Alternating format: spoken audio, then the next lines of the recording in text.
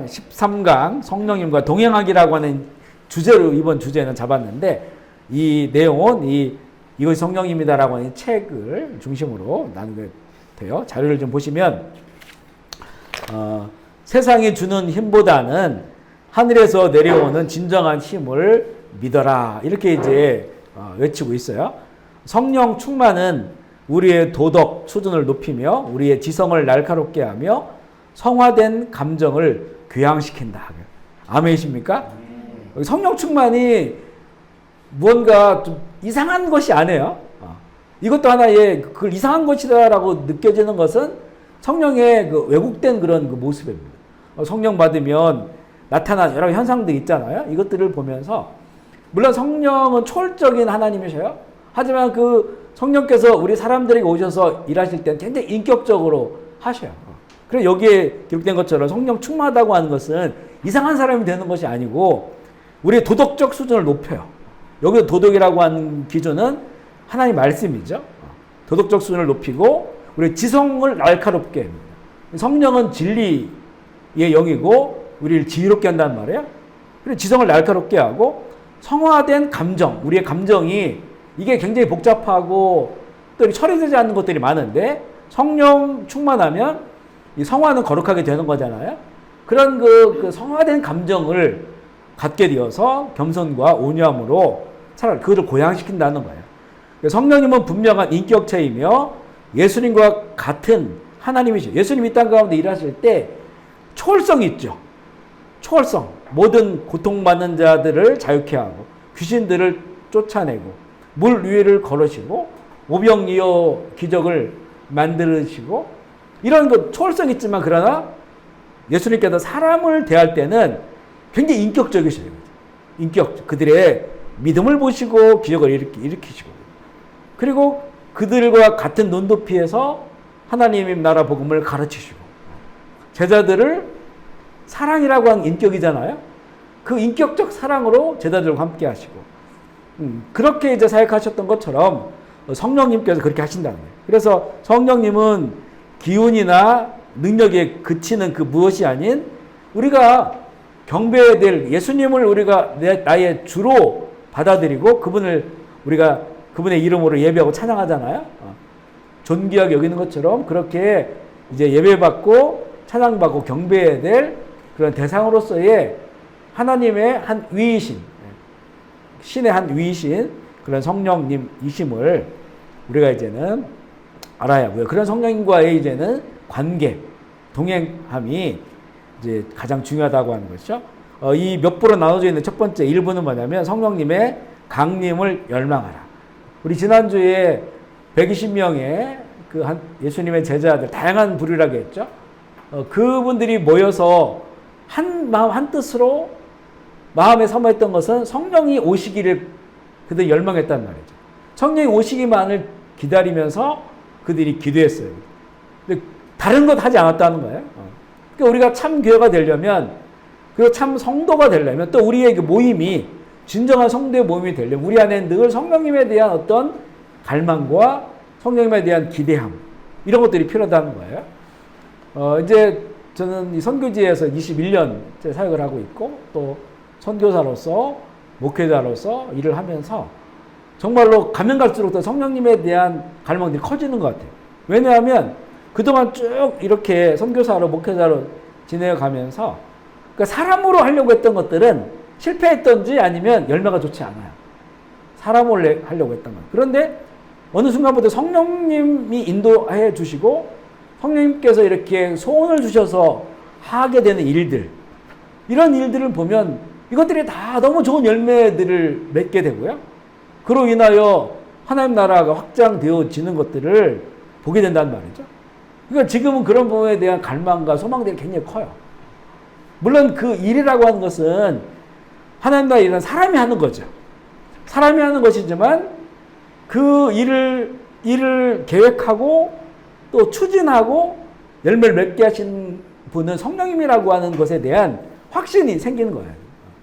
그래서 그분에 대한 열망을 갖게 돼요. 한국에 이제 나갔을 때도 이제 비행기를 타고 가잖아요. 비행기 안에서도 기도하는 거예요. 한국에서 이제 사람들을 만나게 되잖아요. 또 어느 교회에 가서 또 말씀을 전하게 될 텐데 그때마다 이제는 성령님을 추구해요. 성령께서 감동을 주시길 사람을 만날 때마다 또 내지는 어느 교회 단에 쓸 때마다 그래서 그걸 자꾸 이제는 의식하는 거예요. 의식해. 어느 교회 갔을 때도 뭐 조그만 교회를 가기도 하고 몇천 명이 되는 교회도 가기도 하지만 그러나 그곳에서 주님이 주시는 그런 감동을 추구하고 또 이렇게 이제 그러다 보면 교제도 하자 사람들하고 교제도 그런 교제 가운데서도 성령께서 뭔가 의미 있는 교제 세상처럼 먹고 마시는 그런 교제로 끝나는 것이 아니고 의미 있는 교제가 될 수 있도록 그러다 보면 그런 걸 마음에 자꾸 의식하고 만나다 보면 정말 의미 있는 것들이 있어요. 그 안에 뭔가 어떤 하나님의 통로가 되기도 하고 또 뭔가 누리는 것도 있고 받는 것도 있고 이런 그 시간들을 지나가면서 더욱더 성령님을 의식하고 또 성령님에 대한 갈망과 사모함을 가지고 기대함을 가지고 살아야겠구나 하는 그런 생각들을 하게 됩니다. 근데 그것을 외치는 성령님의 강림을 열망하라. 따라서 보기 성령님의 강림을 열망하라. 열망은 우리가 기대 정도가 아니죠. 열정적으로 그죠? 열정적으로 소원하는 거예요. 성령님의 강림을. 첫 1장에 보면 성공신화를 쫓지 말고 성령으로 거듭나라. 이렇게 그 비교를 했어요. 그러니까 성경에도 보면 술 취하지 말라 이건 방탕한 것이 성령 충만을 받으라. 그러니까 뭔가 그 술 취해서 방탕 아니 세상 그리고 성령으로 충만하라. 이게 상당히 이원적이죠. 이게 극과 극이라는 거예요. 극과 극. 그러니까 우리가 성령을 받으면서 세상에서 성공하길 원한다. 이렇게는 안 된다는 거예요. 그러니까 이거는 완전히 다른 거라는 거예요. 내가 세상에 성공하길 원해. 그러면 이제는 성령님과 동행할 수 없다는 것이고 그 중간지대가 없다는 거예요. 중간지대가. 그리고 내가 성령을 갈망하고 성령을 충만해야겠다라고 한다면 이 영역이 포기되어야 된다는 거죠. 그래 포기되지만 이제 성령 안에서 하나님께서 주시는 그 성공이라는 게 있어요. 하나님이 원하시는 열매를 맺게 하시는 그 영역으로 나가게 하는데 근데 우리가 이 부분에 대해서 정확하게 이렇게 끊어내지 못하는 거예요. 마음이. 우리의 그 정서가. 여기는 그걸 강력하게 얘기하고 있어요. 이건 섞일 수 없는 거다. 예수님께서도 하나님과 재물을 같이 섬길 수 없다고 하는 것처럼 주인 두 주인을 섬길 수 없다고 말씀하신 것처럼 그런 정도의 심정으로 성령님에 대한 그런 그 갈망, 축을 해야 된다는 거예요. 전에 그 이재철 목사님 아시죠? 이재철 목사님이 은퇴하셨죠? 인도차이나 선교사 대회에 강사로 오신 적이 있었어요. 아마 그 미얀마, 태국 아마 어서 그때 집회를 했던 것 같은데 저는 그때 이제 참석을 안 했는데 참석하신 선교사님이 나중에 오셔가지고 그런 얘기를 하시는 거예요. 어떻게 생각해 보면 정말 그럴까 싶은 그런 얘기가 있는데 뭐 어떤 거냐면 이게 오해할 소지도 있거든요. 근데 이제 이재철 목사님이 그러는 거예요. 내가 수많은 선교사들을 경험해봤다. 근데 그 선교사들을 경험해보니까 결론은 두 가지 부류더라라는 거예요. 한 부류는 현지에서 잘 먹고 잘 사는데 가짜 선교사. 한 부류는 선교지 힘들어.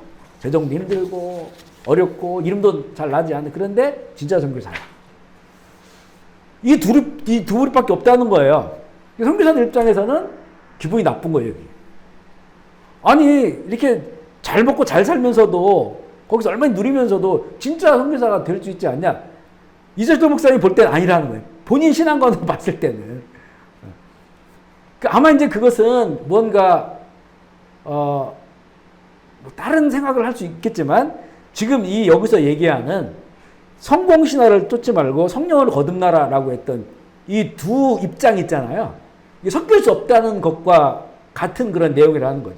이렇게 곁가지를 가지고 순수하게 선교도 잘하고 또 그래서 뭔가 그 현재에서도 잘 살고 뭐 이렇게 안 된다는 거예요. 그죠? 안 된다는 거죠. 그런 것들을 이야기하는 거예요. 물론 이것이 우리가 이제 어떤 우리 그리스도인이 살 때 이 땅 가운데서 뭐 큰 재물의 영역을 갖지 말고 이런 건 아니에요. 우리가 전에도 이 재정에 관한 그런 그 내용을 했잖아요. 이게 얼마든지 더 커질 수 있어요. 하지만 이제 본질이 그 커짐이 나의 것이 아니라 하나님의 것이라고 하는 거예요.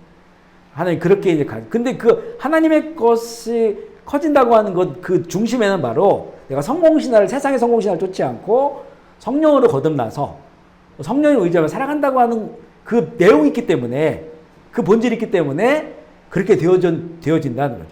겉으로 보기에는 잘 이렇게 확인되지 않는 사람의 눈으로 잘 확인할 수 없는 그런 부분들이 있다는 거예요. 그러면서 여기서도 보면 1장 안에 보면 첫 번째가 세상과 연합하지 말라. 이렇게 외쳐. 이게 이제 굉장히 우리한테 참 그 타격이 큰 외침이에요.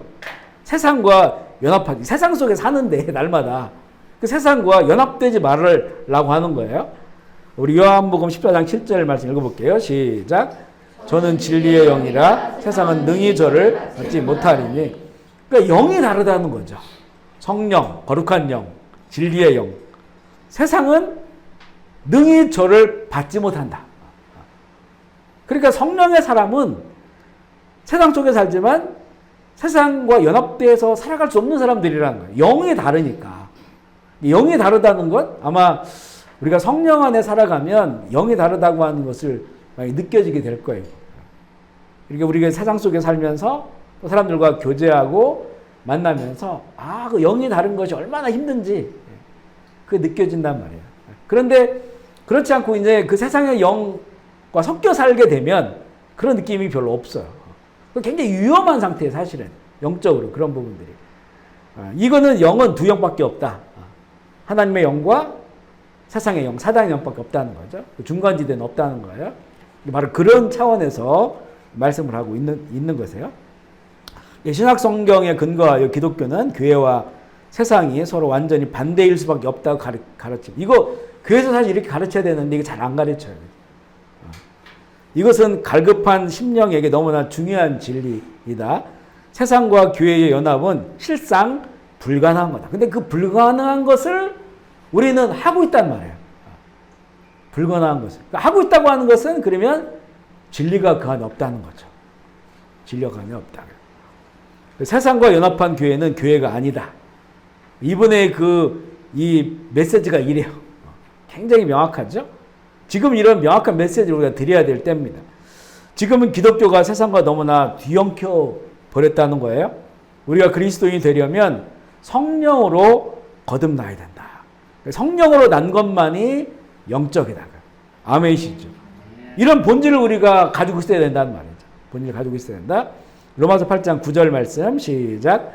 만일 너희 속에 하나님의 영이 거하시면 너희가 육신에 있지 아니하고 영이 없으면 그리스도의 사람이 아니라. 아멘이시죠. 우리가 그리스도의 영이 없으면 거듭나지 않은 사람이에요.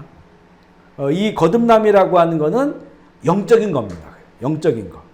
눈으로는 잘 눈치채지 못할 수 있다는 거예요. 예수님께서도 하나님 나라에 들어가려면, 하나님 나라를 보려면 물과 영으로 거듭나라고 나야 된다고 했는데 그 영이라고 하는 것이 바람이 불어오는 것 같은 그렇게 일하신다는 거예요. 바람이 분명히 불어요. 현상이 나타나요. 그죠? 나뭇잎이 흔들리고 머리카락이 날리는데 어디서 오는지를 모르는 거예요. 그렇게 이제 영으로 거듭난다고 하는 건 그렇게 신비한 영역이라고 하는 거죠. 신비한 영역이다. 바람이 크게 불어오면 막 크게 움직이지만 살랑살랑 불어오면 어디서 바람 부는지도 몰라요. 근데 바람이 불고 있는 거예요. 이게 바로 영으로 거듭난 사람이 바로 이런 거다. 이거는 논리와 이론적으로는 잘 말할 수 없어요. 그러니까 결국 어떻게 하냐면 열매로 알게 되는 거예요. 그가 정말 거듭난 사람은 하나님의 뜻과 말씀을 인생의 최우선순위로 놓거든요. 거기서부터 다 나머지가 복종을 해요, 이렇게. 근데 이게 그의 인생의 삶이 그게 뒤집어져 있다면 그냥 세상에 좋은 것 추구하고 세상의 것들을 욕망을 추구하고 살면서 그러면서 거듭났다고 한다면 이거는 이제 진정으로 거듭나는 것이 아니죠. 그러니까 태어나질 않은 거예요. 태어나질 않았으니까 사산되는 거예요. 사산되는 거예요. 그러니까 교회는 다니는데 사산된 그런 상태가 많다는 거죠. 그러니까 나는 천국 가고 있는 줄 아는 거예요. 난 구원받았다고. 근데 아직 태어나질 않았어. 사산돼 버린 거예요. 그런 상태인데도 이걸 깨닫지 못하고 있는 거예요. 그러니까 결국에는 이 알곡이 되어지는 것, 그 다음에 진정한 열매가 나타나는 것, 이 부분이 중요하다는 거죠. 그래서 이 거듭난 사람은 정말 가장 중요한 게 예수님이에요. 인생이. 그리고 주님의 말씀이에요. 주님의 뜻이고. 그게 내 인생의 가장 높은 곳에 꽝! 하니 이렇게 있으니까 나머지 게 도덕, 윤리, 이런 모든 것들은 다 이제는 그 내 안에 있는 그 핵심 가치, 예수 그리스도 안에서 다 조율되는 거예요. 조율되는. 우리가 이번 사도행전을 읽을 때 15장에 보면 예루살렘에서 회의를 하잖아요. 1차 이제 예루살렘 공의회다. 이렇게 이제 기독교 역사에 얘기를 하는데 그 모인 이유가 뭐냐면 다 유대인들이잖아요. 대부분 사도들이. 유대인들인데 유대인들이 이제 그 복음을 전해 이방인들이 예수 믿고 성령 받으니까 이제 진짜 예수를 믿은 거잖아요. 자기들도 성령 받았으니까. 그러면 그렇게 하다 보니까 이제 유대인들 중에서 그러니까 예수 믿는 유대인들 중에서 성령을 받았는데 그냥 성령 받은 것밖에 없는 거예요. 그러면 이 사람들이 신앙생활을 해야 되는데 어떻게 신앙생활을 해야 되냐? 그러니까 유대인들이 우리가 그동안 지켰던 율법을 따라 이들도 지키게 하자라고 주장하는 사람들이 있는 거예요. 할례도 받아야 된다. 우리가 가졌던 안식일 규정도 지켜야 된다. 정결 규정 지켜야 된다. 유대인이 자꾸 이렇게 얘기하는 거예요. 이것 때문에 이제 그러니까 이 바울 같은 경우도 마찬가지고 이제 이들이 성령 받았다고 하는 것은 예수가 이들 안에 거하시는 건데 그 진리에서 자유를 누려야 되는데 근데 오히려 더 이들 올가매는 거 아니냐. 그러면서 이제 자도들과 이 1차 선교여행을 마치고 들어온 그 바울 일행이 예루살렘에 모여가지고 회의를 하는 거예요. 그리고 결론이 뭡니까? 이거는 그 아모스서에 하나님께서 예언하신 것처럼 무너진 다윗의 장막을 세운 이건 예배의 장막이거든요. 그리고 그것을 이제 이방인들이 하나님을 예배하게 될 것이라고 한 이 예언이 지금 성령 안에서 이루어진 거다. 그러니까 더 이상 성령 받은 우리 그리스도인들에게 더 이상 우리가 짊어진 짐을 지우지 마라. 그리고 아주 그 기본적인 거 우상 제물 먹지 마라. 우상 숭배하지 말라는 거예요. 음행하지 마라. 그리고 피채 먹지 마라. 당시에 보면 이방인들이 이렇게 어떤 막 그 도사를 하고 하는 중에 이래 다 우상적으로 하는 거예요, 이거를. 그 피를 또 먹고 이러는 거예요. 피채, 이게 3가지 정도만 이렇게 규정을 정하고 나머지는 우리가 짐을 지어주지 말라. 이 얘기는 무엇인가요? 성령님이 각 사람에 오셨으니까 성령님은 진리의 영, 예수의 영입니다. 그러면 이제 그 주님과 동행하며 살아가니까 거기에서 모든 게 조율되는 거예요. 아멘이시죠? 이 모든 걸 초월하시는 성령님이 그 예수 그리스도의 인격이 우리 안에 들어오시니까 또 우리의 양심에 그 성령님이 함께 하시고 그리스도의 보혈로 핏부림 당하니까 이제는 이게 알아지게 되는 무엇을 해야 되고 하지 말아야 되는지 인생의 중심이 많이 바뀌어버린 거예요. 성령이 나를 인도하시는 거, 견인해 나간다고 하죠. 차를 견인하는 것처럼 그렇게 견인해 나가니까 이제는 어떻게 내가 살아야 될지를 아는 거예요. 그동안 살았던 걸 다 버릴 수가 있어요. 그 새로운 피조물이 되었으니까 그러니까 더 이상 우리가 무슨 율법을 이렇게 저렇게 할 필요가 없다는 거죠. 예수님이 하신 말씀도 우리 예수님의 이 모든 성경을 잘 배워서 나를 따르라고 한 게 아니고 나에게 붙어 있으라는 거잖아요. 그러니까 믿음이 가장 중요하다는 거예요. 믿음으로 붙어 있으면 그러면 이제는 온전히 붙어 있으면 주님께서 주의 성령께서 우리를 진리로 인도하신다는 거죠. 그리고 인간이 아무리 가르쳐주고 배워도요. 이 하나님의 것은 다 알지 못합니다. 따라 살아갈 수도 없어요. 우리가 예수님이 주신 원수들 이웃을 네 몸처럼 사랑하고 원수를 사랑하고 그걸 축복하라고 하는 그 모릅니까? 다 알죠.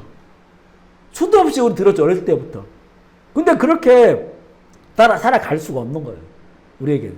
그래서 성령이 우리 가운데 임하셔서 예수 그리스도의 인격이 우리 안에 계시면 얼마든지 할 수가 있어요. 주님께서 그렇게 말씀을 하셔요.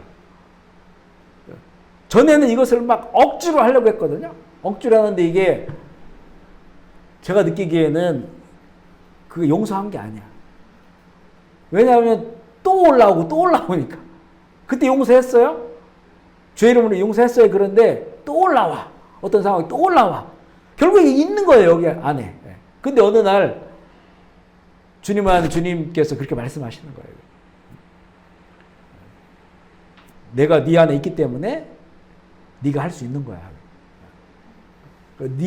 너의 힘으로, 너의 능력으로, 인격으로는 실패해봤잖아. 안 되는 거 알잖아. 사람이 할 수가 없는 거야. 하지만 내가 네 안에 있기 때문에 넌 할 수가 있어. 내가 네 인격과 네 삶 가운데 주가 되어 있기 때문에 넌 할 수 있어. 그러니까 이게 되어지더라고요. 아, 이게 이렇게 되어지는구나. 참을 수 없는 것들도 내 안에 계신 주님께서 그렇게 할 수 있도록 만들어 주셔요. 그러니까 결국 이거는 성령님께서 하시는 일들이기 때문에 진정으로 이제 이 성령께서 우리 안에 우리가 그 성령님을 사모하고 갈망할 때 성령이 인격적인 분이라겠죠. 인격적이라고 하는 것은 내가 너 싫어 그러면 그 사람도 나를 싫어하는 거예요. 나를 좋아한다 할지라도 내가 너 싫어하면 못 오는 거예요, 나한테. 이게 인격이에요, 인격. 성령님이 그러하신다. 그래서 자꾸 그분을 갈망을 하는 거예요. 사모하고 갈망하고 추구하라. 그러면 사람이 이상해지는 게 아니라 정말 좋은 사람이 되는 거예요. 진정한 인간됨. 하나님께서 사람을 만드셨을 때 그 창조한 그 사람. 이게 진짜 사람이거든요. 인간됨, 사람됨. 이런 사람이 된다는 거죠. 지금 세상에서 말하는 인권을 중요시해가지고 진짜 사람이 되는 게 아니에요. 지금은 인권을 말하면 더 잘못돼. 인권을 말하면 요즘 그거 있잖아요. 뭐 캐나다에 여자 고등학생들 달리기 시합하는데 거기서 1등하고 2등하고 막 차이가 어마어마하게 나요. 왜냐면 그 1등의 애가 남자야. 근데 자기는 젠더, 사회적성, 여성이라고 말하고 그 대회에 참가를 했어요. 그러니 뭐 몸은 남자지. 이게 되겠어요? 운동 이런 것들 체력이? 수영대회도 마찬가지고. 지금 이게 엄청난 문제가 되는데 이거를 그 법으로 이거를 그 성에 대한 문제를 소수성을 인정해 주는 법이 그 차별을 안 하는 걸로 통과가 되어버렸으니 이걸 어떻게 할 수도 없고. 근데 화장실도 이제 남녀 화장실 구분 없이 한다는 거잖아요. 그런 나라들은. 남자도 들어가고 여자도 들어가고 거기에.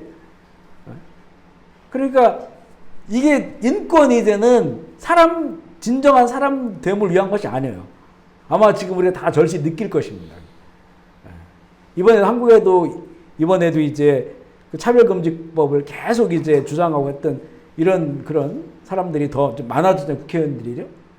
이게 자꾸 올라가려고 하니까 오다 보니까 이제 이번에도 목사님들이 모여가지고 그건 이제 기자회견하고 국회 회견에서 그 차별금지법이 일반 사람들 몰라요. 이걸 발의한 사람도 몰라. 이게 어떤 결과를 가져오게 될지. 소수성에 대한 거 다 들어있거든요. 이걸 차별할 수 없다는 건 이게 어떤 결과를 가져올지 진짜 모르는 거예요, 지금. 그러니까 결국에는 분별할 수가 없는 거예요. 분별할 수가 없다. 근데 거듭난 사람들, 하나님 영혼에 있는 사람 이걸 분별할 수가 있기 때문에 그래서 우리가 늘 성령을 사모해야 된다는 거죠. 다른 정에 속한 사람들 갈라디아 4장 29절 말씀 볼게요. 시작. 그러나 육체를 떠나 난 자가 성령을 따라 난 자를 박해한 것 같이 이제도 그러하도다. 여기 이 얘기가 유대인들을 말하는 율법주의자들. 예수님을 박해하고 죽인 사람들, 그래서 하나님을 믿는 사람들이에요.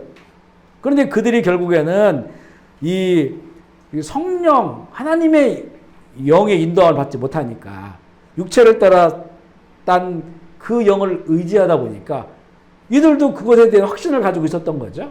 자신들이 옳은 줄 알고 있었던 거예요. 결국 그 결과가 예수를 십자가에 못 박아 죽인 것이고 또 교회를 핍박하는 그런 상황으로 갔다는 거죠. 신약 성경은 교회와 세상 사이에 분명한 선을 긋고 있다라고 하는 거예요. 그런데 우리가 이렇게 보면 그 세상을 떠나야 되느냐 이게 아니에요. 성령이 우리 안에 계시면요, 세상을 얼마나 지혜롭게 살 수 있는지를 알려주셔요. 오히려 그 세상 속에서 충분히 누려야 될 것을 누리게 하시고, 또 그것을 세상을 더 이 하나님의 뜻으로 변화시키는 데에 쓰임받는 사람들로 그렇게 우리 인도하신단 말이에요. 세 번째, 성경의 교훈을 실천하라. 성경의 분명한 교훈을 받아들이고 실천해야 된다. 세상을 사랑하는 마음이 변화되어 그리스도를 진정한 주님으로 받아들이는 것이 우리에게 가장 필요한 것이다. 이렇게 말씀하고 있고요. 4번. 세상의 영을 분별하라. 세상의 영은 강하죠.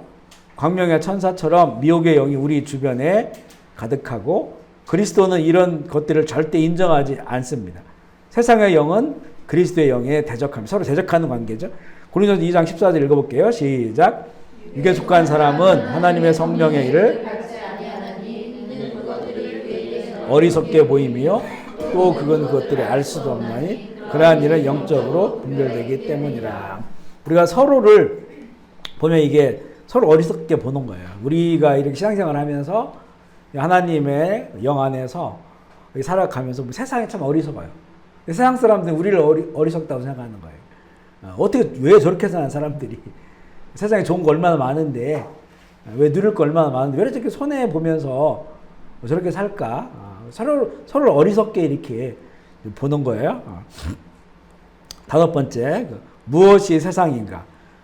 성경에서 말하는 세상은 여러 가지 의미가 있어요. 그냥 이제 월드라고 할 때, 월드라고 하는 단어를 볼 때는 이 세상은 하나님의 나라가 확장되어져야 되는 그런 세상이에요. 우리가 나가서 복음을 전해야 될 그런 세상이에요.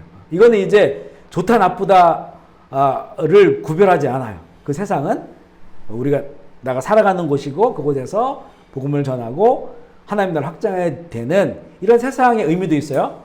또 성경도 그렇게 세상을 이야기하는 곳도 많습니다. 또 하나는 뭐냐면, 성경에서 말하는 세상은 뭐냐면 세상의 정신, 세상의 영에 사로잡힌 것을 말해요. 이 세상은 이제 우리가 대적해야 돼요. 섞여서는 안 되고 연합해서는 안 되고 대적해야 되는 그런 그 세상을 말하는 것입니다. 이 세상은 세상의 외형적으로 나타나는 현상만을 말하고 하는 것이 아니라 세상의 영, 세상의 정신, 세상의 가치관, 세상의 방식을 말하고 있어요. 이렇게 표현되어지는 내용도 많아요. 성경에 보면. 어떤 때는 월드로 표현되고, 어떤 때는 하나님의 것을 대적하는 그런 그 정신과 가치관으로 이렇게 표현되기도 합니다. 타락한 인간의 본성에서 나오는 것들, 그것의 근거에 만들어진 것들, 이것들은 그 외형이 도덕적으로 저질이든 고상하든 간에 모두 세상이다. 우리가 이제 분별해야 될 것이 뭐냐면, 저거 도덕적이다? 윤리적이다? 그렇다고 해서 그 모든 것들이 다 진리가 아니라는 거죠. 도덕적인 것 안에, 또 윤리적인 것 안에 그곳에 세상의 정신이 있어요. 예를 들어서 평화라고 하는 이 정신 세계, 가치관, 평화를 추구하는 거 얼마나 좋아요. 그런데 그 평화를 가장 많이 말하는 데가 어디예요? 통일교죠. 가정. 얼마나 좋은 가치관. 근데 그것을 가장 많이 말하는 데가 통일교회예요. 가족의 평화. 그러니까 결국 그 안에 들어가 보면 진리가 없어요. 그리고 어떤 이 공산주의라든가 진보적인 그 체계 속에서의 그런 평화. 이것과 예수 그리스도 안에서 임하는 평화가 달라요. 평화는 같은 평화인데 이렇게 본질적으로 다르다는 거죠. 그러니까 저희가 이제 과거에 학생운동을 하고 민주화운동을 하고 평화운동을 했어요. 저는 이 통일운동, 평화운동, 한반도의 평화운동을 하다가 유치장에 들어갔어요. 12일 동안 장장. 통일선봉대라고 하는 그 88년도 그런 게 있었어요. 가자 북으로 오라 남으로 만나자 판문점에서 우리가 올림픽 하는 그때예요. 그러니까 올림픽 할 때니까 얼마나 이 경찰들이 그런 운동들을 더욱더 막으려고 했지 않겠어요? 그래서 잡혀가지고 이제 구류 먹고 그랬는데, 그러니까 그때 생각했던 그 평화가 그 통일이 그게 그게 진리인 줄 알았었어요. 이게 정의인 줄 알았단 말이죠. 그래야만 된다고 생각을 했던 거예요. 그런데 이렇게 회심하고 나서 예수님 안에 평화를 보니까 이거는 평화가 올 수가 없어요. 그렇게 해서는. 투쟁밖에 없어요. 투쟁. 투쟁으로 만들어진 세상 평화롭지 않아요. 우리 인민들이 사는 세상이 있죠. 인민들이 투쟁해서 이 나라를 세운 거예요. 거기가 세상에서 가장 비민주적인 나라가 됐습니다. 북조선 민주공화국이죠. 데모크라시가 들어가죠. 민주가. 민주적인 나라입니까 거기가? 그렇게 투쟁해서 만들어진 나라인데 가장 비민주적인 그런 세상이 되어버리는 거예요. 그러니 이 세상의 정신, 세상의 가치관에서 도덕적이고 선한 것 같지만 결국엔 그것은 진리의 기반이 되지 않고 하나님의 영으로 하지 않기 때문에 오히려 그곳이 더 부패하고 더 고통스러운 그런 세상이 돼버린 것으로 역사를 통해서 이게 증명되었고 지금도 증명되고 있습니다. 이런 건 세상이라는 거죠. 예수님 시대 바리새인들은 세상의 진수를 보여줬어요. 바리새인들은 종교인들이에요. 그리고 자신들이 가장 하나님을 잘 믿고 있다고 당시에 그렇게 자부하던 사람들이었습니다. 그런데 그것이 세상의 진수예요. 진수. 하늘의 원리가 아니라 땅의 원리로 세워졌고요. 성경을 오공하기 위해 성경의 교훈을 무시했어요. 그리고 종교를 구한다는 미명으로 종교를 말살했어요.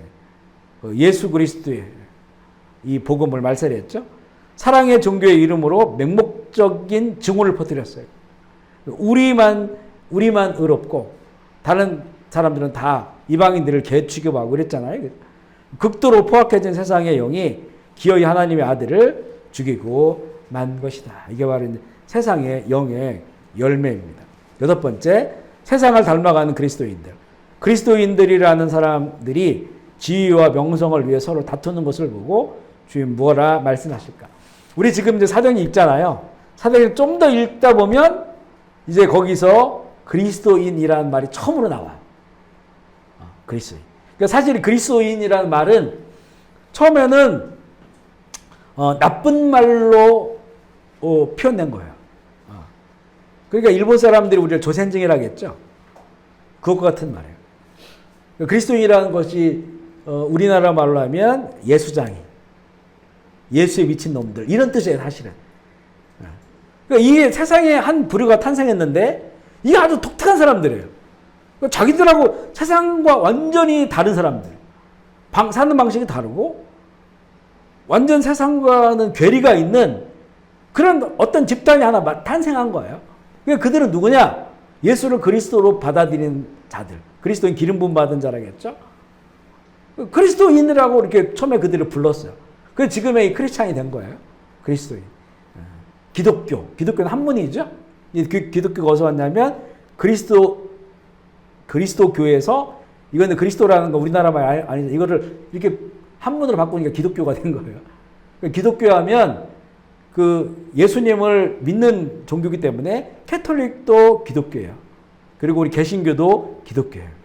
기독교 하면 이런 두 종교가 있다는 거예요. 기독교가.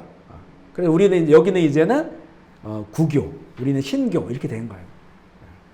그렇게 이해하시면 되겠고 그 그리스도인이 바로 거기서부터 출발했다는 거예요.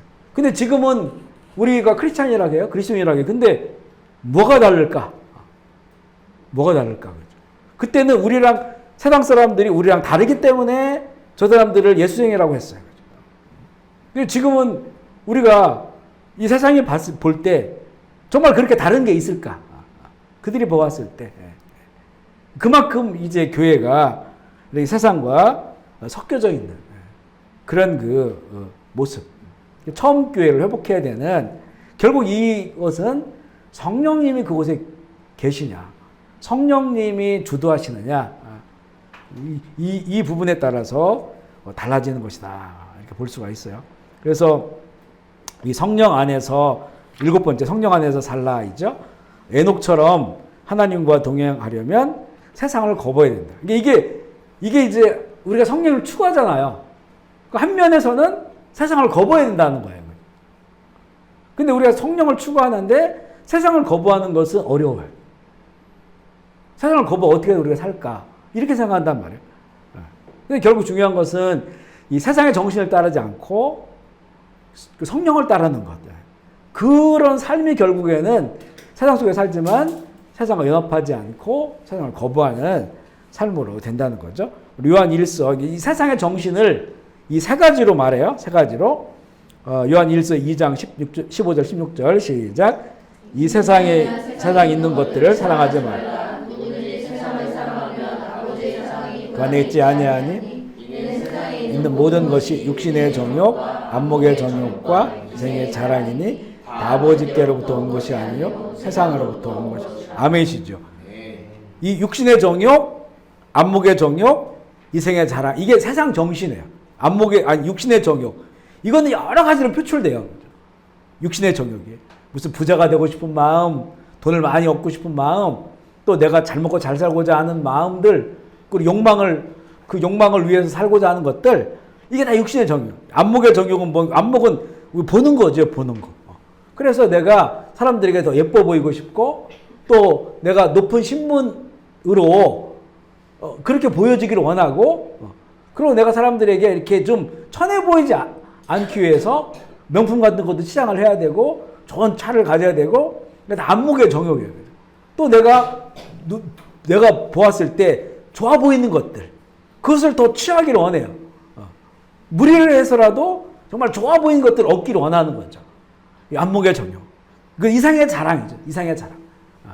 자기의 이름을 내고자 하고, 내 얼굴을 내고자 하고, 내가 박수 받기를 원하고, 그래서 선을 향해도 결국에는 순수한 것이 아니고, 자신의 어떤 그 이름과 사람들 앞에 나를 드러내기 위해서 그렇게 선을 행하는 거예요.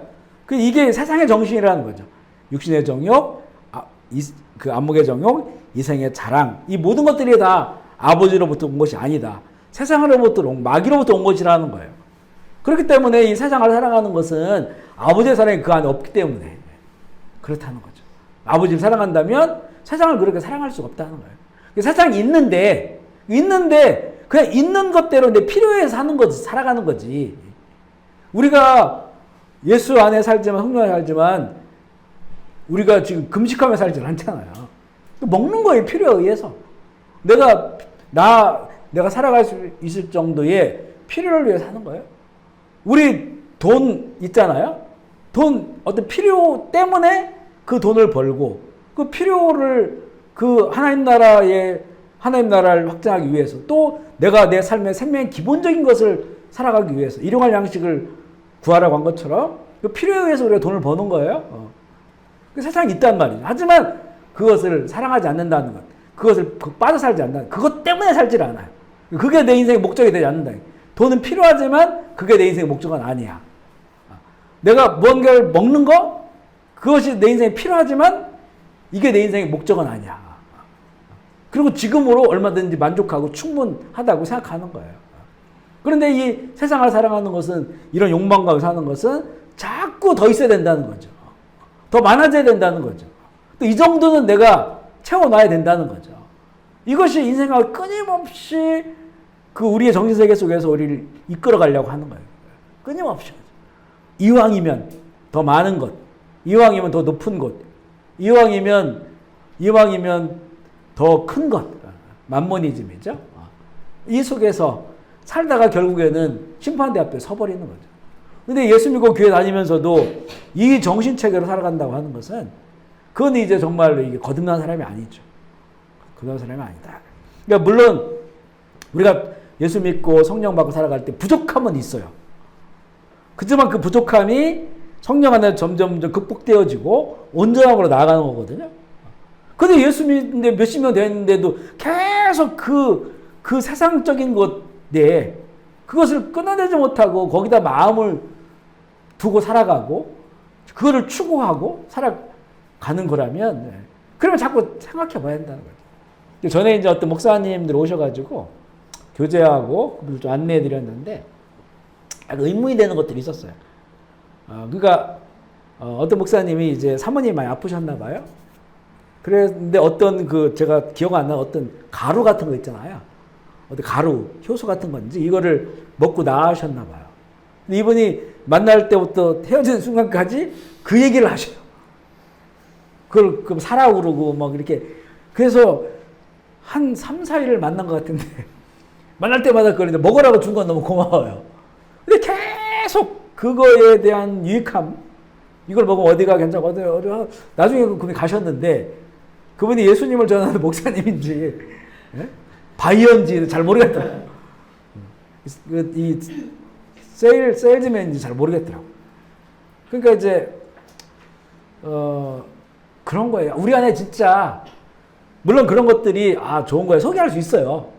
그죠? 내가 먹고 좋으니까 이거 다 하나님의 선물의 자연에서 나온 거니까 줄 수 있어요. 그런데 이게 이제 그 정도지. 그 정도지. 이거를 계속해서 만난 사람마다 하여튼 좀 의문이 됐어요. 만약 우리가 이제 계속 사람을 만날 때 거기 보면 이제 이게 한두 번 가지고는 사람 잘 모르잖아요. 꾸준히 만나는데 꾸준히 무언가를 계속해서 하나님으로 오지 않는 것들이 계속 그 안에 나타나잖아요. 또 그것을 굉장히 중요하게 생각하고 말하고 그걸 추구하잖아요. 그러면 그건 점검해 봐야 돼요. 진짜로.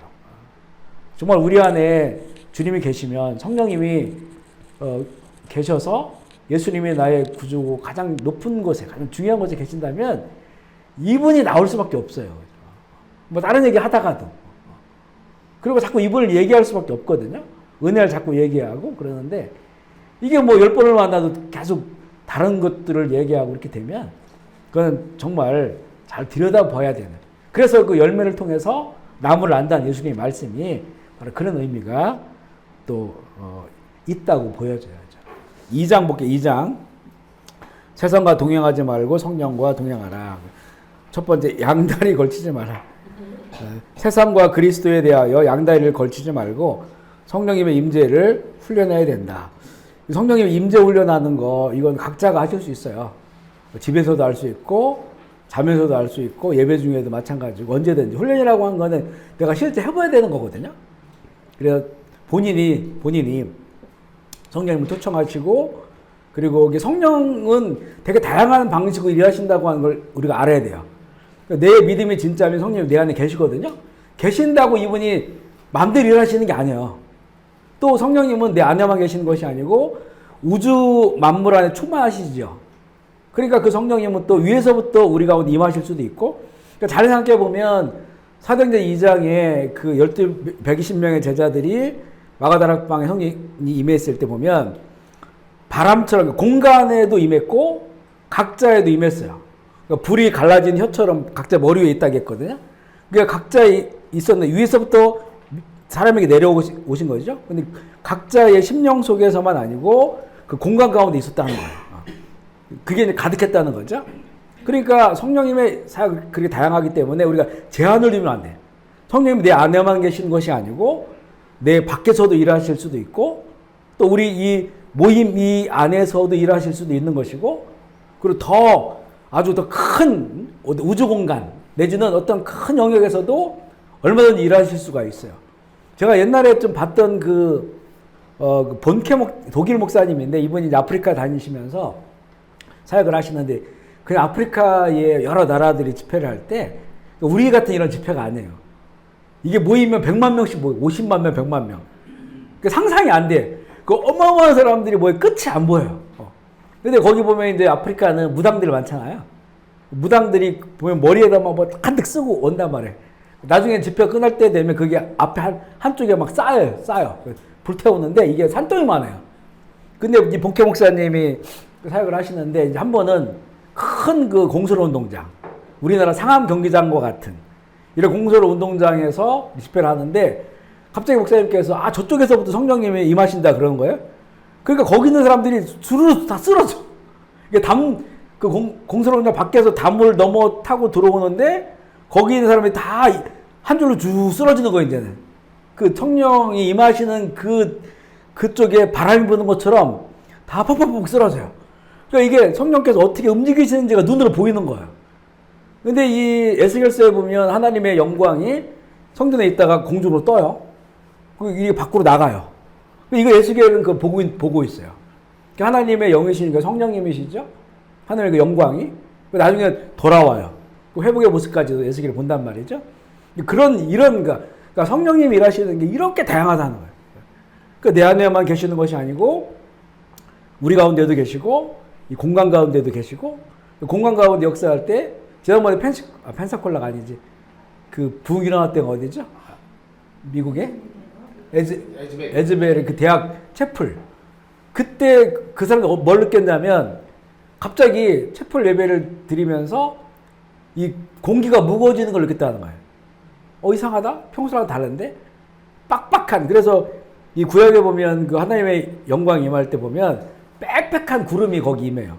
그 사람들이 쓰러졌어. 그 제사장들이 이 제사를 못 드릴 정도로 그 압박이 너무 심하니까 무너져 버리는 거예요, 이게. 이제 그런 것과 같은, 이것도 하나님의 그 영의 사건이거든요. 지금은 이제 그런 부흥의 사건들이 우리가 사람들이 인정하지도 않고, 또 그것에 추구도 안 하고, 그러니까 참 희귀한 그런 일들이 되어버렸지만, 에즈베르 같은 사건들이 희귀한 일들이 되어버렸지만, 얼마든지 그 성령님은 그렇게 일하신다는 거예요. 그 성령님의 그 다양한 사역들 우리가 열어놓아야 돼. 앞서 말한 것처럼 인격적인 하나님이기 때문에 닫아놓으면 침잠하세요. 그냥 가만히 계시는 거예요. 그러면 우리의 신앙생활이 되게 어려워져요. 신앙생활이. 성령님께서 활력 있게 움직이셔야 정말 그 안에 진리의 자유를 누리기도 하고, 또 신앙생활의 전반에 그 성령 안에 누린 기쁨과 즐거움과 만족함이 있거든요. 그러니까 이제 성령님을 우리가 이렇게 마음껏 이렇게 열어놓고 그분의 동행하심과 함께하심을 추구해야 된다는 거죠. 그리고 사교적 신앙으로는 안 된다는 거예요. 사교적 신앙은 복음을 물에 타서 희석시킨 것과 마찬가지라는 거예요. 그리스도의 복음은 본질적으로 영적인 것이다. 성령님이 기독교의 진리를 통해 인간의 영혼을 변화시킬 때 그는 신령한 사람으로 변화된다. 어떠한 죄인이라도, 어떠한 악한 사람이라 할지라도 진짜 거듭나서 성령의 사람이 되면 정말 그 신령한 사람으로 그 인생을 이끌어 가시는. 그러니까 사교적 그런 그 신앙으로는 안 된다는 거죠. 교회를, 물론 이제 그게 하나의 출발은 돼요. 해외에 나와 보니까 이렇게 좀 오히려 해외 나오니까 아이들이 주일날 어디 갈 데도 없고 심심해하고. 교회가 있어요, 한인교회가. 한인교회 가니까 거기서 교제도 하고 식사도 하고 프로그램도 있고 하니까 이렇게 신앙이 시작될 수는 있어요. 어떤 교제 때문에. 미국에 있는 한인사회는 어떤 비즈니스 때문에 오신 분도 있다 하더라고요. 그것도 오케이. 그렇게 출발은 그렇게 할 수 있다는 말이에요. 하지만 그게 계속해서 비즈니스 때문에 교회를 가게 되고 교제 때문에 가게 된다면 그건 세상과 같은 방식이기 때문에 결국엔 그곳에서 이제는 예배를 통해서 또한 그 교제를 통해서 성령님의 역사가 있고 또 참된 신앙을 갖게 되었을 때 이제 변화가 일어나서 정말로 이제 신령한 사람으로서 살아갈 수 있게 되는 거죠. 3페이지 볼게요. 세 번째, 지금 우리 이 세 번째는 세상과 동행하지 말고 성령과 동행하라라고 하는 대지의 세 번째예요. 성령님과 동행하는 삶을 위하여 성령님과 동행할 준비가 된 사람들은 땅이 물러가고 하늘이 다가오는 것을 본 사람들이다. 아멘이시죠? 이게 사실은 보여야 돼요. 왜냐하면 세상을 우리가 버릴 수 있는 거는 그 하늘의 영광을 보기 때문에요. 그 약속을 보기 때문에 이게 굉장히 실제적이고 그리고 구체적이고 이건 반드시 임한다고 하는 확신을 통해서 이걸 보지 않으면 세상을 우리가 버릴 수가 없어요. 버릴 수가 없다. 우리 전화에도 이제 그 우상에 대해서 나눌 때도 그 책의 저자가 썼던 그 내용이 참 저는 되게 이게 지금도 마음에 이렇게 맺혀 있는 부분도 있는데 그런 거죠. 우리가 이제 세상에서 세상적으로 생각해 보세요. 저 이번에 한국 가가지고 이렇게 TV 이 채널을 돌리게 되면 이게 900개가 넘더라고, 채널이. 그 채널은 엄청 많은데 볼 건 없어요. 그리고 맛있는 거 너무 많아요. 맛있게 먹어요. 그런데 결론은 똑같아. 화장실 가야 되고 또 땡기고 새로운 게 땡기고. 근데 뭔가 이게 오락도 만족이 안 되고 이게 만족된다면 만족되는 데는 뭐가 있다면 사람은 그걸 되게 좋아할 거예요. 근데 만족되지 않으니까 자꾸 또 하고 또 다른 거를 추구하고 먹는 것도 마찬가지예요. 그러니까 자꾸 만족이 안 돼. 그래 이게 뭐냐 이 땅에서는 만족이 안 되는구나를 경험하는 시간이 이 땅에서 시간이라는 거예요. 그 책에 저자는 그렇게 썼어요. 그러니까 결국은 이 땅에서 만족이 안 되는구나라고 하는 걸 알고 그래서 영원한 만족의 그 나라를 추구한다는 거예요. 아멘이시죠? 그러니까 우리가 이 느낌 이거 그렇구나. 여기서 만족이 안 되는구나. 잠시 만족은 돼요. 근데 이게 그 한 끼 먹으면 만족은 되는데 그게 몇 시간이면 사라져 버려요. 화장실 갔다 오면 다 끝나버려요. 또 다시 뭔가를 만족할 것을 찾아야 돼요. 그래서 막 이번에도 저희 친구가 맛있는 걸 사주겠다고 몇 시간 차를 끌고 가가지고 먹었어요. 그때 뭐 이렇게 대천에서 그 회인데 이게 한 명당 5만 원씩 엄청 비싸죠.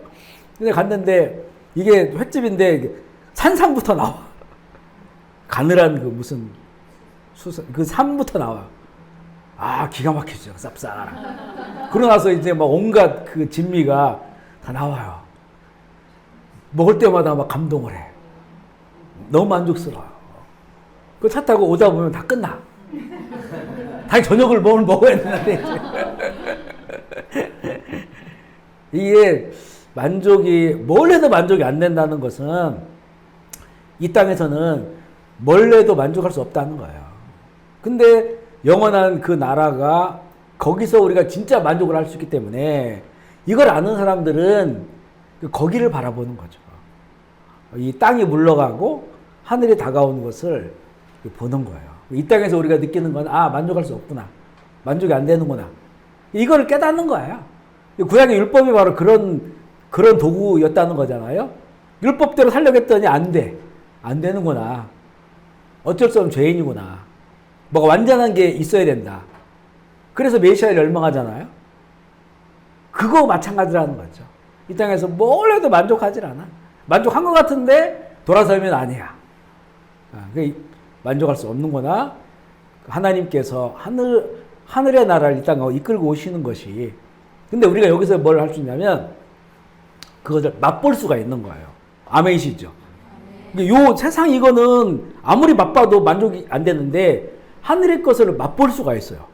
그 맛볼 수 있다고 하는 것 때문에 우리가 평안한 거고, 그리고 이런 모든 것들을 다 극복해낼 수 있는 것이고, 왜냐하면 그 광야에서도 그렇게 고통스러운 광야인데 하나님 맛 보여주시잖아요. 그게 만나죠, 만나. 이게 뭐지? 아침에 일어났다. 이게 뭐지가 만나예요, 그게. 이게 뭐지 하는 게 발음으로 만후, 만나 이렇게 들린 거예요. 그게 이제 그런 거예요. 세상에서는 우리가 영원한 건 아니지만 그 연결된 어떤 맛볼 수 있는 게 있었단 말이죠. 그걸 성령님이 해주시는 거예요. 성령 안에서 우리가 이 땅에 만족할 수 없는 세상 속에서도 성령이 우리 안에 계시면 이게 만족이 돼요. 그래서 사도 바울은 내가 비천에 처할 수도 있고 풍부에 처할 수도 있다. 그러나 이 모든 것들을 통해서 능력 주신 자한테 내가 모든 걸 할 수 있다. 그거를 하늘의 것으로 내가 여기서 맛보면서 그 어떤 그 진리를 알게 되고 그 진리와 맞닿은 삶을 살아가고 있음을. 그래서 자기는 이제는 다 자족한다는 거예요.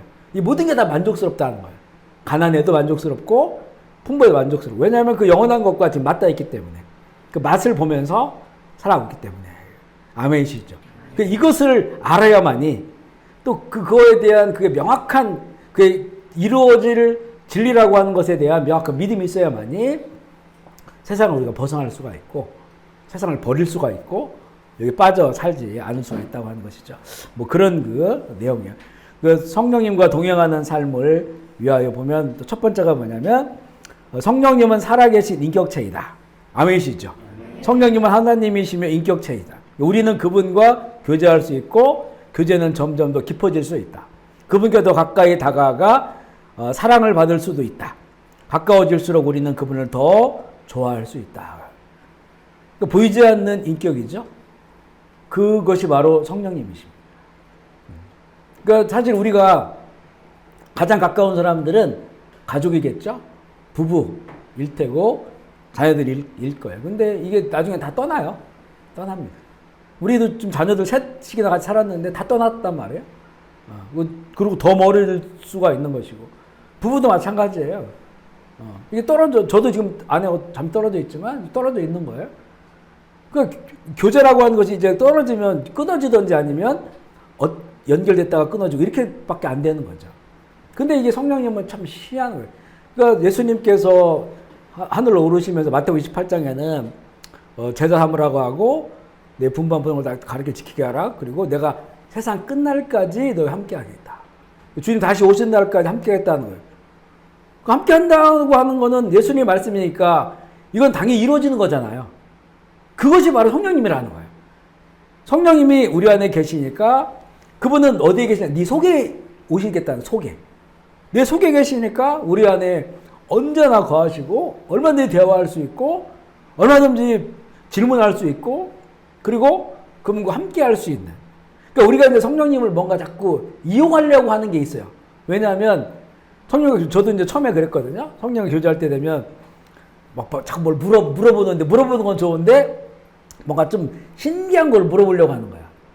그래 무슨 무당이 뭔가를 귀신이 알려줘 아는 것처럼 성령님한테 그렇게 자꾸 뭔가 오른쪽으로 할까요? 왼쪽으로 할까요? 뭐 이러고 복권을 살까요? 말까요? 뭐 이런 거 물어보고 근데 그런 것도 하나의 그렇게 성령과 대화의 어떤 출발은 돼요. 근데 이게 이제 처음에는 이게 신비하니까 뭔가 자꾸 내 안에서 막 말씀이 올라오고 하니까 신비하니까 그러는데 나중에는 성령이 정말 내 안에 계신 거는 그런 거를 남들 모르는 걸 알려주려고 한 것이 아니고 정말 내 안에서 나와 사랑하고 교제하고 함께 하시려고 여기 계신 거예요. 아멘이시죠? 그래서 너무 힘들고 어렵고 외로울 때 위로해 주시고 그리고 뭔가 내 도움이 필요할 때 도와주시고 심령으로 도와주시고 그거 정말 하나님을 알기 원하는데 모를 때 알려주시고 내가 지금 어떻게 해야 될지 모를 때 이 길을 보여주시고 이런 부분들이 이런 부분. 그래서 이렇게 이제 날마다 걷는다고 했잖아요. 전에는 걸을 때 성경도 막 듣고 또 기도도 하고 하면서 하다가 이렇게 예를 들어서 오늘처럼 이런 샤마스쿨을 하게 되면 어제 같은 경우 전날 이거 오늘 해야 되니까 이때는 성령과 대화를 많이 해요. 내 안에 계신 분하고 계속 물어보기도 하고 어떻게 할까 물어보고 그러면 이렇게 뭔가 어쨌든 가만히 계시다가도 이렇게 이거는 영역이 이게 머리로 알아지는 건지 마음으로 알아지는 건지 모르겠지만 뭐가 이렇게 알아져요. 그냥 알아지고 그다음 어떤 때는 말씀이 이렇게 떠오르고 이번에도 어떤 분과 이렇게 대화하는데 이분들이 이제 기도도 많이 하시는 분들이에요. 근데 이제 어떤 거를 이렇게 좀 뭘 해야 되는데 이거를 이렇게 해야 될지 말아야 할지 우리 그럴 때 있잖아요. 근데 이제 저하고 교제를 하다 보니까 저한테 물어본 거예요. 목사님 이런 걸 기도하고 있는데 좀 이렇게 해야 될지 좀 이렇게 해야 될지 잘 모르겠다. 그런데 그분이 말을 꺼내려고 하는데 그 말이 다 귀에 들어오지도 않았는데 속에서 벌써 마음속에서 뭐가 응답이 딱 왔어요. 저도 깜짝 놀랐죠. 이런 건 거의 100%예요. 100%. 이렇게. 왜냐하면 그 얘기를 다 들었을 때는 제 생각도 있잖아요. 근데 이건 얘기 듣지도 않았는데 벌써 이런 것들이 여러 차례 경험하는 경우 있거든요. 그러면 그건 너무 이제 근데 인간적으로 생각해보면 그렇게 얘기하면 안 돼. 그분을 생각한다면. 근데 여기 이미 답이 와 있어요. 그러니까 그걸 얘기해야 되죠. 그러니까 또 그분 잘 받아들이시기도 하고 그러니까 이게 성령님과 교제하고 관계를 맺는다고 하는 것은 우리 삶에 굉장히 유익해요. 우리 지금 해외에서 이렇게 사업하고 하시는 분들이나 보면 여기서 제가 경험하기에는 뭐 우리 주재원들 말고 일반 자영업자 사업하러 오시는 분들 보면 한 10명 오시면 8, 9명은 실패하고 돌아가시는 것 같아요. 그만큼 사업하기 어렵고 힘든 그런 구조로 되어 있어요. 문화도 다르고. 만약에 성령님과 우리가 교제한다고 생각해 보세요. 그러면 성령이 우리를 방황하지 않게 해요. 그리고 성령의 뜻 안에서 실패하지 않게 해요. 그러니까 예를 들어서 실패도 하나님께서 아름답게 쓰시는 경우도 있는데 근데 그것은 성령의 뜻을 따르지 않고 주님의 뜻을 따라 내 마음대로 하다가 실패하면 그것도 주님께서는 아름답게 사용하시지만 그만큼 힘든 거예요, 우리가. 힘들어요. 그러니까 성령님과 자꾸 교제하고 이런 이 교제가 어느 정도 분별하게 되면요. 그런 게 너무 쉬운 거예요. 뭘 결정하고 정할 때, 또 내일도 마찬가지, 자녀들이 마찬가지고, 또 이렇게 누군가가 이렇게 권면하고 조언할 때도 마찬가지고, 그런 것들이 너무 편해져요. 그러니까 이게 얼마나 우리에게 유익한지. 그러니까 성령님에 대해서 이게 성령님 하면 우리가 하나님 아버지, 예수님, 주님 이렇게 하는 것과 똑같아 이게요. 아버지 이렇게 대화를 해도 성령님이 내 안에서 응답해 주시는 거고, 예수님 이렇게 해도 성령님이 내 안에 응답해 주시는 거고, 그 일을 하러 오신 거니까 성령님께서. 아멘이시죠. 그래서 성령님 안 귀찮아 하시니까 언제든지, 또 이분은 안 주무시는 분이에요. 영원토록 함께 하시겠다고 말씀하셨거든요. 주님은 이 세상 끝날까지. 그러니까 그거를 우리에게 약속하셨는데 우리는 왜 그 약속을 못 믿냐는 거죠. 그리고 함께 하심을 왜 못 느끼냐는 거죠. 이미 함께하고 계시는데 그만큼 우리가 무관심했고 무지했고 외면했기 때문에, 그걸 자꾸 사람의 생각으로 하려고 했기 때문에 그렇다는 거예요. 그러니까 우리가 더욱더 이번에 사도행전 읽어가면서 성령님에 대해 인정하고 더욱더 친근감 있는 교제를 해야 된다는 것이고요. 두 번째는 예수님께 점점 더 몰두하라. 요한복음 7장 38절 39절 시작. 나를 믿는 자는 성경의 이름과 같이 그 배에서 생수의 강이 성령을 가리키고 예수께서 아직 영광을 받지 않으셨으므로 그들에게 계신지 아니하시더라. 나를 믿는 자, 예수님 믿는, 예수님에게 더 집중하고 몰두하는 거죠. 그러면 나를 믿는 자는 그 배의 생수의 강이 흘러나오리라 약속하셔서, 이것은 바로 그를 믿는 자들이 받을 성령을 가리킨다는 거예요. 그러니까 그 안에 배에서 생수의 강이 흘러나올 정도로 그렇게 풍성하고 풍부하고 만족스럽고 행복한 삶을 사는 것은 나를 믿을 때, 예수님 믿을 때, 그 예수님에 대한 그 믿음, 예수님을 더욱더 그분에 대해서 우리가 사랑하고 또 이렇게 몰두하고 그분을 추구할 때, 그때 성령께서 내 안에서 생수의 강이 흘러 넘치게 한다고 하는. 그러니까 생명의 풍성하면, 예수님이 주시는 거는 생명과 생명의 풍성함이에요. 그 생명은 영원한 생명으로 이어지는 거고, 그 영원한 생명 이어지는데 막 아주 그 생명이 막 힘들게 바닥을 치면서 사는 생명이 아니라는 거예요. 내가 온 것은 생명을 주고 더 풍성하게 하려 함이라. 도둑이 오는 것은 다 뺏어가려고 오는 거지만 내가 온 것은 생명을 주고 더 풍성하게 주려는 거다. 그래서 우리 그리스도인들은 내가 가난하든지 아프든지 또 뭐 잘 되든지 우리는 행복해야 되는 사람들이에요. 아멘이시죠? 행복하게 살아가야 되는 사람들. 그게 생명의 풍성함입니다. 생명은 주어졌는데 안 행복해와 이게. 그리고 진짜 나에게 생명이 있는가 의심되기도 해요. 그런 것들이 계속 이어진다 한다면. 생수의 강이 흘러도 이게 성령께서 예수를 믿을 때 성령께서 하시는 일이라는 거죠. 그래서 예수님에 대한 우리가 믿음은 과거형 아니에요. 현재형이에요. 현재. 지금도 살아있는 믿음으로 고백하고 살아있는 믿음을 갖고 더 큰 믿음 갖기를 원하고 성경에 나온 예수의 말씀을 다 온전히 믿어야 되고 그리고 먼저 믿고 실행하고. 아멘이시죠? 네. 그렇게 성령님께서 주시는 은혜가 넘치는 것이고요. 세 번째는 의를 향하라. 성령은 거룩하신 영이시다. 내가 거룩한 길을 갈 때에 성령님과 동행할 수 있다. 이런 거예요. 하면 할수록 더 좋은 거. 우리 신앙생활에 있어서 그래요. 안 하면 안 할수록 더 좋은 거. 물론 이게 명확하게 이렇게 이건 선이다, 이건 죄다, 악하다 이렇게 구분되지 않는 것들이 많아요, 사실은. 하지만 하면 할수록 더 좋은 거, 더 좋다고 하는 성령께서도 우리를 풍성하게 하시는 것들이 있어요. 그게 이제 보면 뭐 산상수훈에 예수님 주신 5장부터 7장까지 그런 말씀들이 있잖아요. 이게 이제 신약의 십계명과 같은 거죠. 그래서 거기서 말씀하신 그 예수님이 주신 말씀을 더 살아가고 또 사도를 통해서 주신 권면들이 있어요. 더 하는 거예요. 안 하면 안 할수록 좋은 거. 그거는 이 성경에서 이 말씀한 육체적인 것들.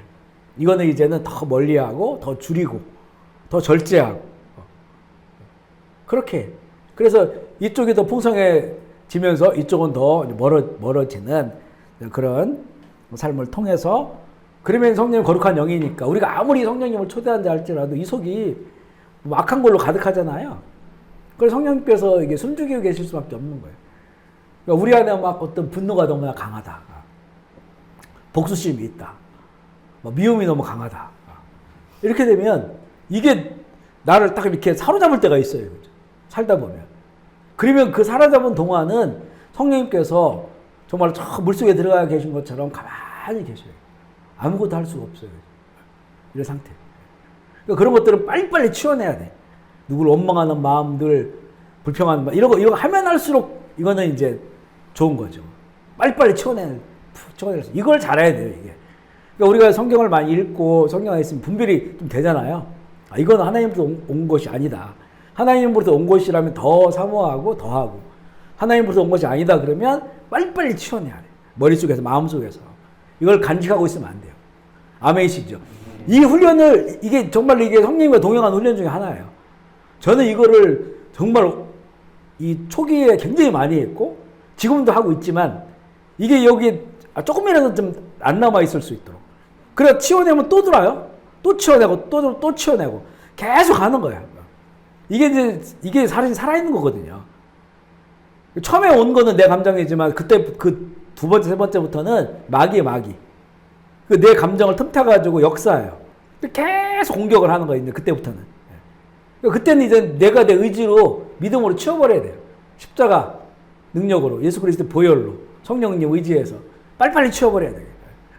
그래야만 성령님의 어떤 그 성령의 거룩한 영이시기 때문에 이거는 하나님 나라에 없는 거잖아요. 그런 거는 지금. 하나님 나라에 있는 게 거룩한 거거든요.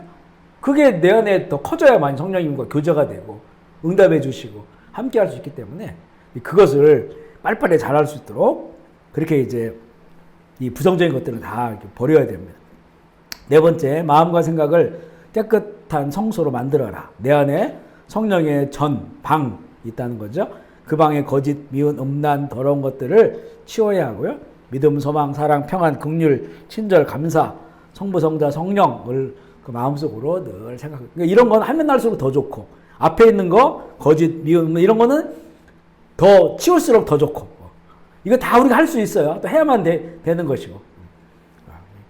다섯 번째, 성령님이, 성경이 성령님을 무엇라고 가르치는지 연구하라. 성령님을 만날 수 있는 곳은, 바로 말씀이다. 지금 우리가 이런 걸 지금 연구하고 있는 거예요. 성경 말씀 속에서 성령님을 만나야 한다. 하나님의 영의 감동으로 기록된 성경을 묵상하자. 어디에서나 성령님의 임재를 느끼는 훈련을 해라. 아멘이시죠? 성령님을 가까이 해라. 이거는 예수님을 가까이 해라, 아버지를 가까이 해라. 마찬가지 그런 의미의 말이에요. 성령님을 가까이 해라. 3장은요. 진정한 하늘의 복을 받고 싶은가? 성령을 받아라. 누가복음 24장 49절 시작. 볼지어다 내가 내 아버지께 약속하신 것을 보내리니 능력으로 입혀질 때까지 이 성에 머물라. 성령을 받아야 되는데 우리는 그러면 예수 믿을 때 성령을 받았단 말이에요. 그리고 또 받냐? 그래서 우리가 어떤 표현을 써요? 임재라는 표현을 쓰는 거예요. 그러니까 계속해서 우리가 성령을 받았는데 성령이 내 안에 계시는데 그런데 성령을 또 부어달라고 내 안에 계시는데 그런데 그런 의미가 아니고 성령의 임재를 구할 때 내 안에 성령님이 계시지만 앞서 말한 것처럼 관계를 통해서 더 활력 있게 일을 하시는 분이에요. 그래서 자꾸 성령을 요청하는 거죠. 성령 충만을 구하고 성령 충만이라고 하면 무한대라겠죠. 왜냐하면 우주보다 더 크신 분인데 그 가득하게 그 충만하신 분이기 때문에 우리는 그 성령님의 한계가 없어요. 충만이라고 하는 게 무한대예요, 무한대. 충만은 가득 찬다는 거잖아요. 그러니까 이거는 하루에 수백 번 성령 충만을 구해도 괜찮아요. 이거 반복적으로. 우리가 예수님을 사랑합니다. 주님 내 믿습니다. 이렇게 얼마든지 하면 할수록 좋은 거예요, 이런 거는. 단문으로도 마찬가지고. 그 제가 새벽 기도회 때 처음에 기도 시작하면, 개인 기도 시작하면 항상 성령 충만을 위해서 기도하거든요. 방언으로 막 기도하면서 성령 충만을 기도하는데, 그러면 진짜 그게 날마다 새로워요. 그게. 내가 전에 성령 충만했다고 지금은 그렇게 생각하면 안 되는 거예요. 날마다 새롭게 성령님은 우리 가운데 임재하시고 충만 역사하시는 분이기 때문에 그 성령님을 계속 추구하고 구하는 것이 중요하다는 거죠.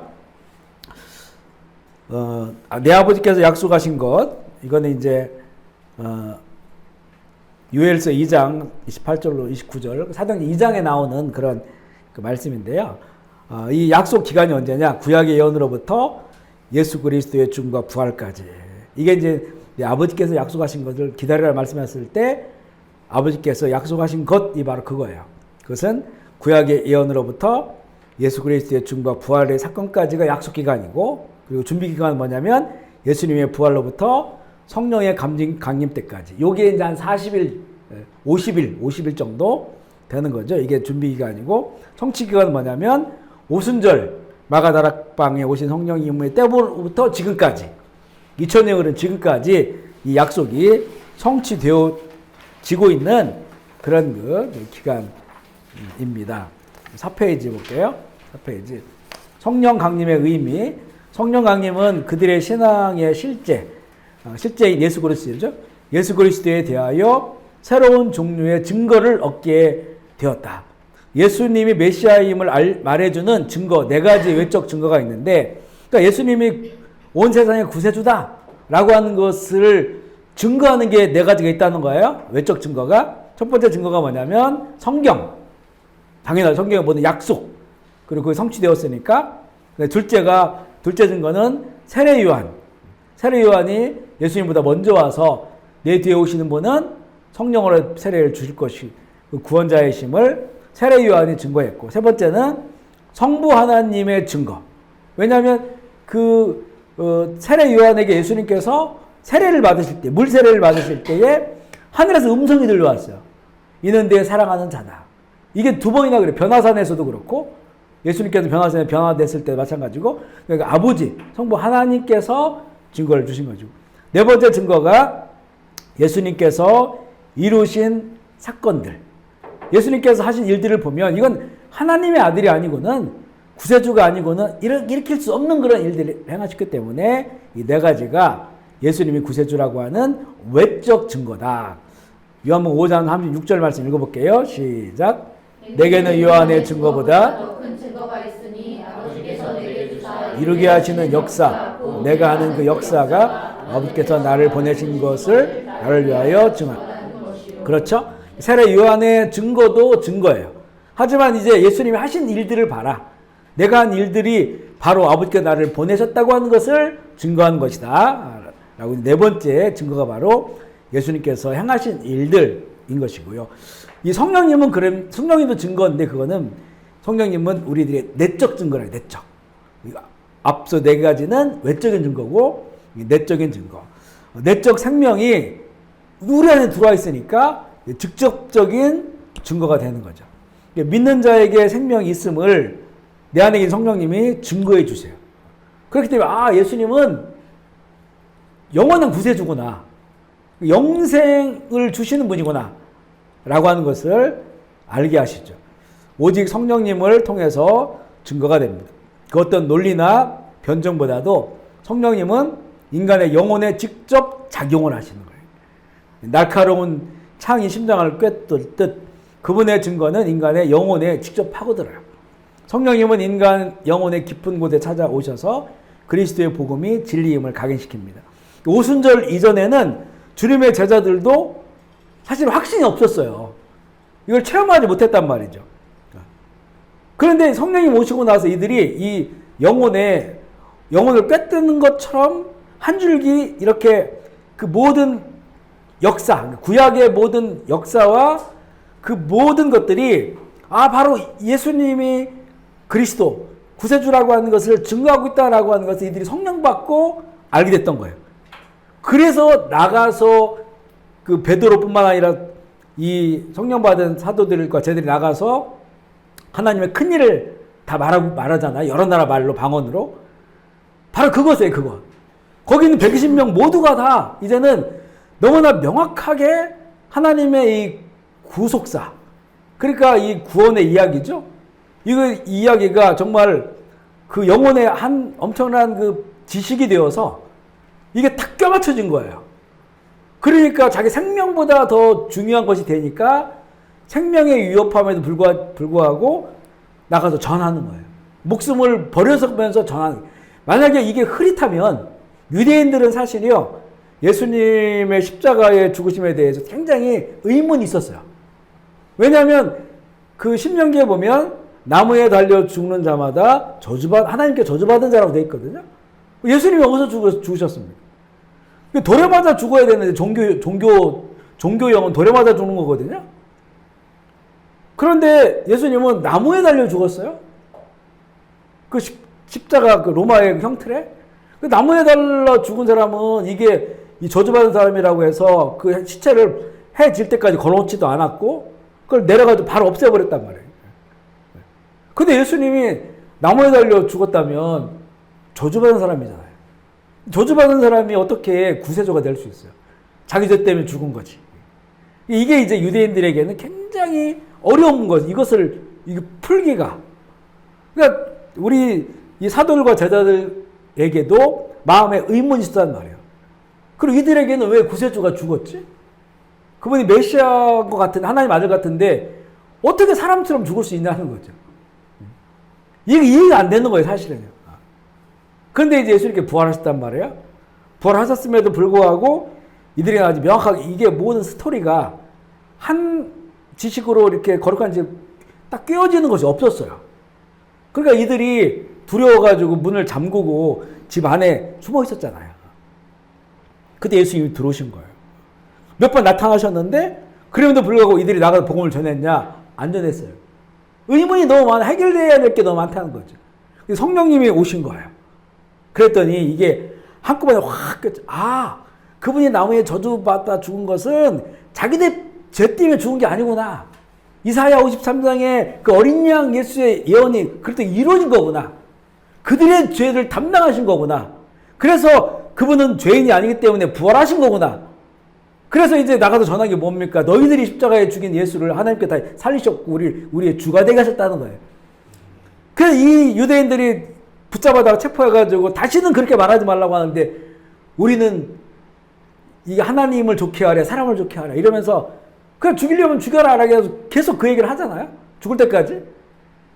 그리고 그 120명의 그 처음 성령 받은 사람이 한 명도 다른 길로 가지 않고 그 모두가 다 자기 생명을 걸고 그 복음을 전하고 또 그들을 통해 성령 받은 자는 또 그렇게 하고.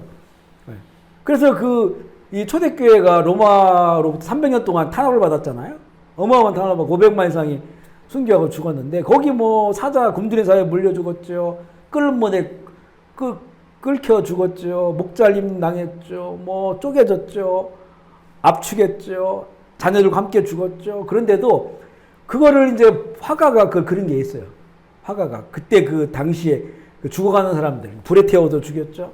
근데 하나같이 다 미소 짓고 있고 나 살려달라고 한 사람 없고 그 진짜 거듭난 사람들. 그러니까 이게 성령을 받아야 성령이 함께 하셔야만이 이 진리가 깨트려지는 거예요. 이게 우주보다 더 큰 진리죠. 하나님의 진리가 아멘이시죠. 그래서 우리가 이제는 세상을 빠져 살지 않고 세상을 뒤로하고 진정한 믿음을 가지고 살 수 있게 된다. 그래서 예수님께서는 반드시 성령 받을 때까지 움직이지 말라고 그렇게 말씀한 거예요. 성령 받지 않고 지금 마음 뜨거워졌다고 움직였다가는 나중에 헛소리예요. 그리고 목숨 앞에서 구걸한단 말이에요. 그러면 진리가 아닌 게 되는 거죠. 그냥 세상의 위협과 두려움에 떨게 되는 거죠. 그렇게 성령님이 우리 가운데 오셔야 되고 우리가 그 능력 안에 있어야 된다는 거예요. 3번 성령님의 오심은 단회적 사건인가? 아니라고 했죠. 계속적으로 살아계셔서 지금 역사하시는 것. 네 번째 껍데기 크리스천의 문제점. 2000년 전의 제자들과 지금의 크리스천과 어떤 유사점이 있는가? 그들에게 있었던 것이 지금 우리에게도 있는가? 그들처럼 풍성한 영적인 복과 능력과 기쁨을 누리며 살고 있는가? 물질의 화려함과 편리함에 취해버린 크리스천들이 삼위일체 하나님께서 약속하신 것을 누리지 못하고 있다. 아버지 약속하신 것은 말로 표현할 수 없을 만큼 아름답고 놀라운 것이다. 이것을 받아 누려야 한다. 이게 바로 성령님이 하시는 일이라는 거죠. 아멘이시죠? 우리 성령 충만하면요. 정말 세상을 다 가진 것 같아요. 아마 그런 경우 하셨을 거예요. 제가 전에도 한번 그런 얘기 했지만 저희 어머니가 이렇게 기도원 저희 목회하실 때 어려움 있거나 이러면 기도원을 가셔서 일주일 정도 있다 오시면 그 어머니가 천사처럼 이렇게 바뀌셔가지고 오셔요. 그래서 걱정 하나도 안 해. 아, 괜찮다는 거야. 근데 이게 딱 한 달 가요. 한 달 지나면 먹을 거. 하여튼 걱정 많이 하죠. 근데 기도원 갔다 오시면 또 아무 걱정이 없어요. 너무 평안해. 아, 아멘, 뭐, 감사하다고 그러고, 하나님 다 책임져 주실 거라고 막 이래. 다시 또 현실로 돌아오면 또 걱정하고. 그러니까 이거는 누구나 다 마찬가지예요. 성령 충만하면 아무 걱정이 없어요. 풍성해진단 말이죠. 우리 혹시 예배 드릴 때 그런 거 경험한, 예배 드릴 그 안에 성령님이 함께 하신다는 걸 느끼면 그 공간 자체는 그때의 심정은 천국과 같아요. 천국과. 아무 걱정, 근심 이런 거 아무도 없어요. 예배 끝나고 이제는 현실 딱 돌아오면 뭐 막 나타나죠. 뭐들이. 그러니까 그거를 만약 24시간 내가 성령님과 동행한다고 생각해 보세요. 성령의 늘 그 동행하심이 내 삶의 중요한 삶을 이끌어간다고 생각해 보세요. 그리고 유기성 목사님이 늘 강조하는 게 24시간 예수님과 동행하기 그거잖아요. 그 얼마나 우리 성도들이 초대교회 성도들처럼 핍박과 박해와 죽음 가운데서도 그 화가가 그린 그림 아무도 고통스러운 사람이 없었어요. 그리고 사실 요즘은 과학적으로 증명됐거든요. 이렇게 이제 참수형을 당할 때 이게 죽을 때 도파민이 확 올라온다는 거예요. 도파민. 그러니까 우리는 죽음이 두렵잖아요. 근데 일반적으로도 그 죽음의 순간의 죽음을 견딜 수 있는 거는 이 도파민이 확 올라와가지고 그 고통을 잊게 한다는 거예요. 그게. 근데 이 믿음의 사람들은 스데반처럼 돌에 맞고 죽으면서도 하나님의 영광을 보니까 그 고통과 아픔을 충분히 극복할 수 있는 그런 힘이 생기는 거예요. 성령 안에서. 그래서 우리 순교 이런 거 생각해 보면 우리 시대에 뭐 그런 일이 있을 수도 있는데 그런데 그러면 지금도 그런 일이 일어나고 있잖아요. 세상에는. 어떻게 그걸 견딜 수 있을까? 나의 죽음은 죽겠는데 우리 자녀들 눈앞에서 죽으면 어떻게 이걸 견뎠을까? 이 둘이 두려움이 있잖아요. 근데 성령님께서 그곳에 함께 하시면 예수님도 그랬어요. 너희들 나중에 내 이름 때문에 붙잡혀가서 신문 당할 때 두려워하지 마. 성령께서 할 말 다 하게 해주요. 이렇게 그 얘기 뭐냐면 그냥 내가 무슨 말을 한다는 것도 되지만 그걸 견디게 할 수 있다는 거예요. 그 고통과 어려움도 다 견딜 수 있는 것을 그때는 내가 힘이 없으니까 난 약해져 있으니까 성령님이 해주신다는 거예요. 그러니까 그 사람들이 한 명도 뒤 돌아서지 않고 순교사로 나가는 거란 말이죠. 아멘이시죠. 그러니까 그런 거 전혀 두려워할 게 없어요. 성령이 우리 안에 계시면 두려워할 것이 아니다. 이 껍데기 크리스천의 문제점, 그건 읽었고요. 4장, 인간의 잠재력이 아니라 성령의 힘을 믿어라. 하나님의 능력에 대한 오해. 사도행전 1장 8절 말씀 읽어볼게요. 시작. 오직 성령이 너에게 임하시면 너희가 권능을 받고 예루살렘과 온 유대와 사마리아와 땅끝까지 이르러 내 증인이 되리라 하시니. 성령님이 오시면 주시는 것과 주시는 것이 능력이 아니라 성령님이 곧 능력이에요. 우리 잘 알아야 돼요. 하나님은 능력을 가지고 계신 분이 아니라 하나님이 능력이에요. 그러니까 우리가 자꾸 기도할 때 하나님이 주는 어떤 것을 받으려고 안 돼요. 하나님을 우리가 받아야 돼요. 아멘이시죠? 하나님이 나의 하나님 되시기를 기도해야지 하나님이 주는 그 어떤 것, 이거가 마찬가지예요. 자식이 아빠가 뭐 주는 돈이나 그런 거에만 관심 있는 거예요. 아빠가 장난감 사주는 거, 그것만. 아빠에 관심이 없어요. 이런 신앙이 너무 많다는 거죠. 우리의 관심은 하나님이 가지신 그 어떤 능력이 아니고 하나님 그 자신을 우리는 사랑하는 거예요. 그분을 더 원하는 거예요. 마찬가지 성령님이 권능인데 그 성령님이 주실 수 있는 그 어떤 것보다도 그 성령님 자체를 우리가 교제하고 사랑하고 누리면 거기에 다 어마어마한 능력이 거기 담겨져 있어요. 그것을 우리가 성령님이 그 가장 좋은 시간에 가장 좋은 때에 그걸 사용할 수 있게 해주신다는 거죠. 아멘이시죠? 그렇게 성령님 그 자신을 구하는 거고요. 기독교의 능력은 사이비 심리학의 능력과는 다르다. 너희는 위로부터 능력이 입혀질 때까지 이성에 유하라라고 말씀했어요. 누가복음의 24절 말씀과 사도행전 1장 그 내용과 같은 거예요. 능력으로 입혀질 때까지. 그러니까 이게 전과 후가 완전히 달라져요. 오순절 성령 강림으로 임한 놀라운 능력은 이전까지 인간에게 허락된 적이 없었던 그런 능력이었어요. 교회 안에서 역사하시는 이 능력 때문에 교회는 지난 2000년간 이어져 왔고요. 성령의 강림은 외부로부터 초자연적인 능력이 임한 것인데, 이 능력은 자신의 형상을 사람에게 이루시기 원하시는 하나님의 능력이에요. 그 능력이 임한 거예요. 그래서 이 능력의 본질은 뭐냐면 하나님의 형상을 회복하는 거예요. 하나님의 형상을 회복하는 하나님의 사람들로 살아가게 하시는 거죠. 성령을 말하는 사이비 현상들이 있어요. 온갖 종류의 동양 사이비 종교. 그래서 저도 한때 이 부분에 좀 심취를 했기 때문에 알아요. 기를 얘기하고, 그 동양의 그 인도나 이런 데에 보면 라주이 씨나 이런 사람들이 보면 그 묵상 같은 걸 해요. 이거를 나중에는 우리 한참 우리 그때 보면 이걸 성령님과에 접목시켜 버린 거예요. 그걸 성령님이라고 하는 거예요. 제가 한때 그 젊을 때 그걸 좋아해가지고 그 책을 많이 읽었고 그런 쪽에 했었어요. 그거 하면 평안도 와요. 잠시. 어떤 것들이 나타나요. 그게 깊은 묵상 가운데 들어가니까.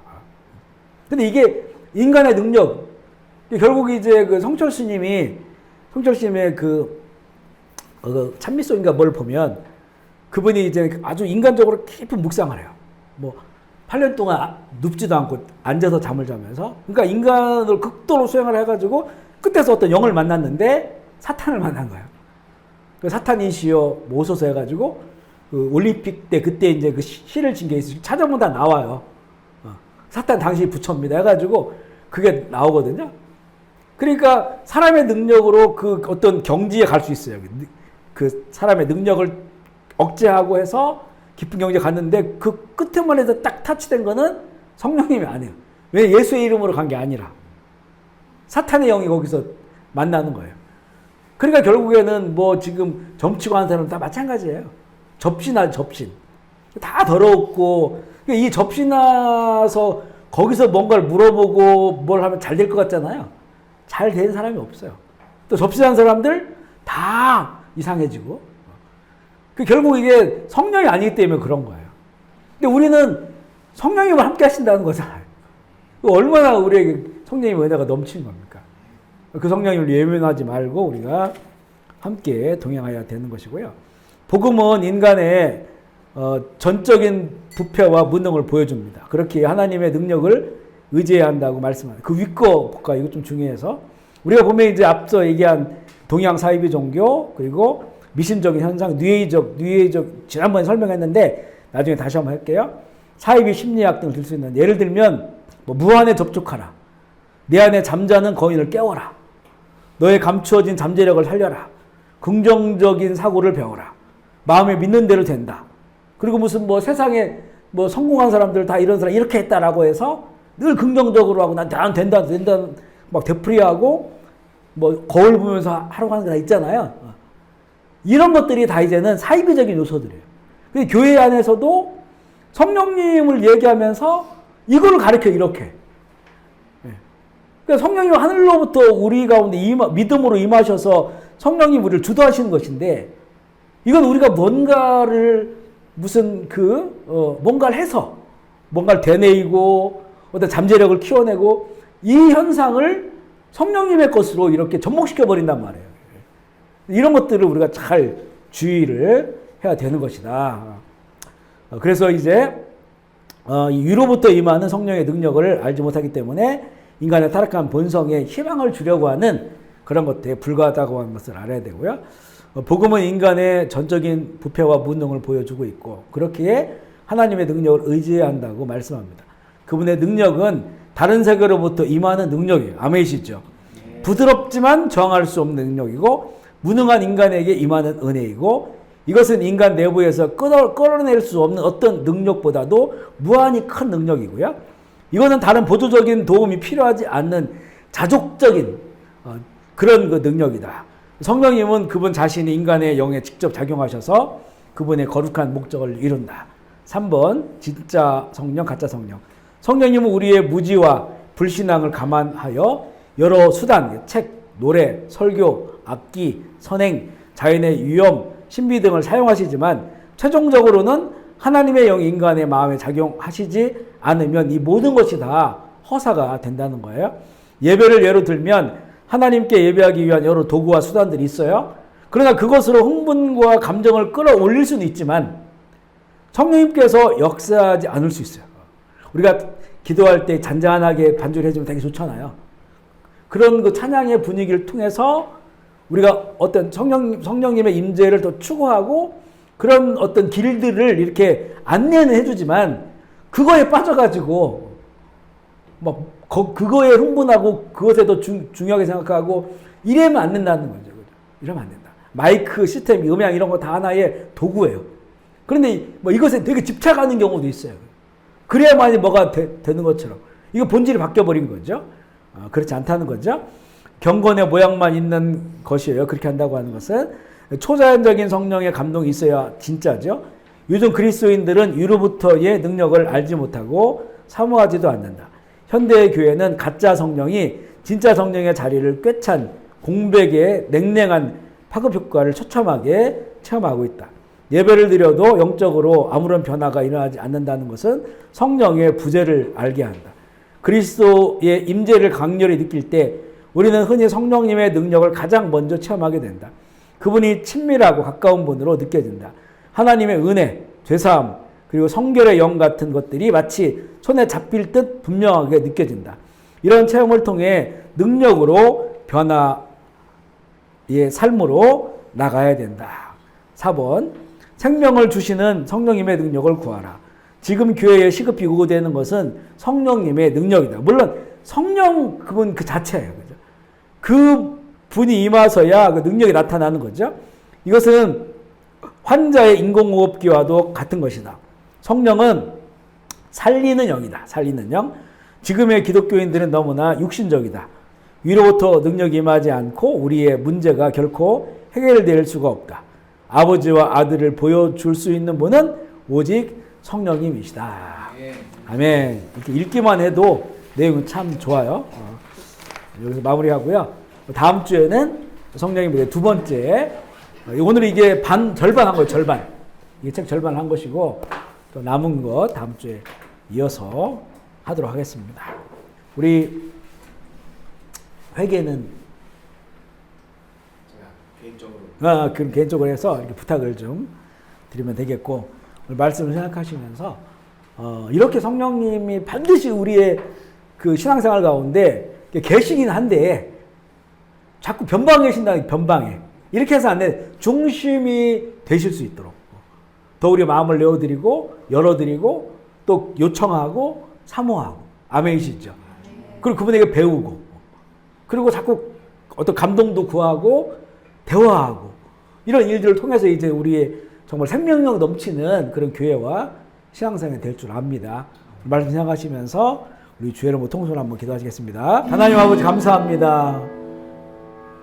주께서 약속하신 것처럼 살아계신 성령님 우리 가운데 부어주시고 임재하게 하시고 또 지금도 동일하게 함께 하시고 역사하신 주님을 찬양합니다.